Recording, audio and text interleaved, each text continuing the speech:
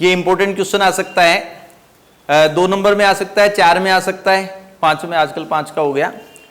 Amalgamation किसे कहते हैं, अब्जॉर्प्शन किसे कहते हैं, या एक्सटर्नल रिकंस्ट्रक्शन आ जाए या इंटरनल रिकंस्ट्रक्शन आ जाए, ठीक है। अमलगमेशन का मतलब होता है एकीकरण, हिंदी में इसको एकीकरण बोलते हैं, ध्यान रखना। क्या बोलेंगे, एकीकरण। अब्जॉर्प्शन का मतलब होता है संविलयन, अभी मैं संधि विच्छेद करके बहुत अच्छी तरह से याद करा दूंगा। ये बाह्य पुनर्निर्माण, बाह्य पुनर्निर्माण, और ये आंतरिक पुनर्निर्माण। इनमें से कोई भी एक पूछ ले तो आप मजबूती से आंसर दे सकते हैं। देखो, पहले इन दोनों की बात करते हैं, फिर उन दोनों की बात करेंगे। अब इन दोनों की बात क्यों करते हैं, क्योंकि इन दोनों में दो या दो से अधिक कंपनियां होती है। दोनों में सिमिलरिटी देखना, 2 या 2 से अधिक कंपनियां होती है दोनों में, इन दोनों में एक एक कंपनी होती है। ये फर्क आ गया एक तो। जैसे इसमें 2 कंपनियां हैं, एक्स लिमिटेड, वाई लिमिटेड। मान लो इसमें 2 कंपनियां हैं, ए लिमिटेड, बी लिमिटेड, ठीक है। इसमें मान लो अजय लिमिटेड और विजय लिमिटेड, ये दोनों अलग अलग है। ये 4, इससे आप समझ जाएंगे।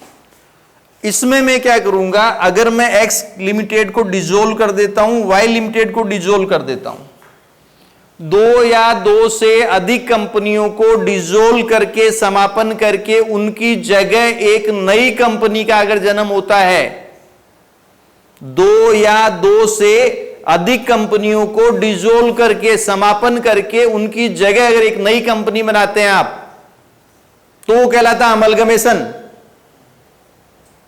जैसे एक्स वाई लिमिटेड बना ली, जरूरी नहीं एक्स वाई नाम रखे, आसपास ही मत रखो, इनकी जगह हमने एक नई कंपनी बना ली, एसएसपीसीआई लिमिटेड। जरूरी नहीं कि वो नाम रखें हम। एक्स लिमिटेड को डिसॉल्व किया, वाई लिमिटेड को डिसॉल्व किया, समापन कर दिया, और एक नई कंपनी का जन्म हुआ एसएसपीसीआई लिमिटेड का, तो कहलाता है अमलगमेशन। अमलगमेशन एकीकरण, ठीक है। या बी लिमिटेड ने ए लिमिटेड को विलय, मतलब ए लिमिटेड को खरीद लिया, ये फर्क है। समझ में आया क्या? 2 या 2 से अधिक कंपनियों में एक कंपनी को छोड़कर बाकी सब का समापन कर लिया जाता है।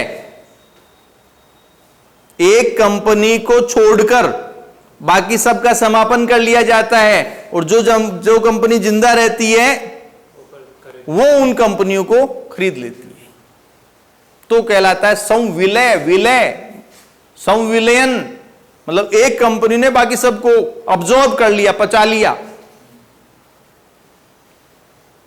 समझ गए? ये डेफिनेशन में क्या लिखता है वो देखते हैं। ये कह रहा है इसमें 2 या 2 से अधिक कंपनियों का सम्मिश्रण होता है, परंतु इसके अंतर्गत सभी कंपनियों का समापन नहीं किया जाता। इसमें एक कंपनी को छोड़कर शेष अन्य कंपनियों का समापन कर दिया जाता है। समाप्त होने वाली सभी कंपनियां उस कंपनी में विलय कर दी जाती है जिसका समापन नहीं हुआ। यही मैंने बताया। इसमें भी 2 से अधिक कंपनियां होती है, वापस बोल रहा हूं, एकीकरण में 2 से अधिक कंपनियां होती है। उन दोनों कंपनियों को एक करना, नई कंपनी बनाना, एक करना, दोनों कंपनियों को खत्म करके एक नई कंपनी। इसमें एक कंपनी जिंदा रहती है, वो विलय कर लेती है दूसरी कंपनियों को या कंपनी को। 2 है तो एक जिंदा रह गई, इसको मर्ज कर, मतलब विलय कर लिया। अगर ए बी सी डी है तो एक, मान लो एक कंपनी को जिंदा रख दिया, बी का समापन, सी का समापन, डी का समापन, और ए ने उनको फिर अपने अंदर मिला लिया। फर्क समझ में आ गया? नहीं आया? शाबाश। अब है एक्सटर्नल रिकंस्ट्रक्शन। इसमें एक कंपनी होती है, उसको समापन करके उसकी जगह एक नई कंपनी बनाना। ये एकीकरण की रिश्तेदार सी लग रही है। इसमें सभी का समापन होता है, पर सभी 2 या 2 से अधिक होती है।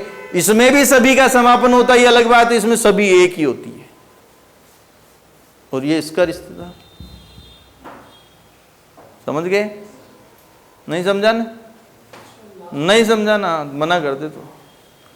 इसमें एक कंपनी होती है उसको समापन करके एक नई कंपनी बनाना, उसमें एक कंपनी होती है उसको समापन किए बिना पूंजी में कटौती करके और उसको एक अच्छी कंपनी बनाना, कैपिटल रिडक्शन इसमें बनता है। तो चार है, चारों में से कोई भी आ जाए आप बेफिक्र होकर लिखना। एकीकरण में दो या दो से अधिक कंपनियों को समापन करके एक नई कंपनी बनाना, संविलियन में दो या दो से अधिक कंपनियों में एक को छोड़कर बाकी सबको समापन कर दिया जाता है, और जो जिसका समापन नहीं किया जाता वो उनकी एसेट्स और लायबिलिटी को ले लेती है, विलय कर लेती है।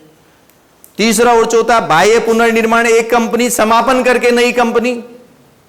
आंतरिक पुनर्निर्माण नाम से ही पता चल रहा है अंदर के सोर्स से ही पुनर्निर्माण करना, अंदर के सोर्स मतलब कैपिटल रिडक्शन से, इसमें समापन नहीं किया जाता। समझ गए? ये आपको अच्छी तरह से याद करके जाना है। हो सकता है कि इसमें आपको एक चारों में से कोई न कोई एक पूछ ले, या पूछ ले आंतरिक पुनर्निर्माण बाह्य पुनर्निर्माण में क्या अंतर है, या उन दोनों में क्या अंतर है, तो बता दोगे। समझ गए?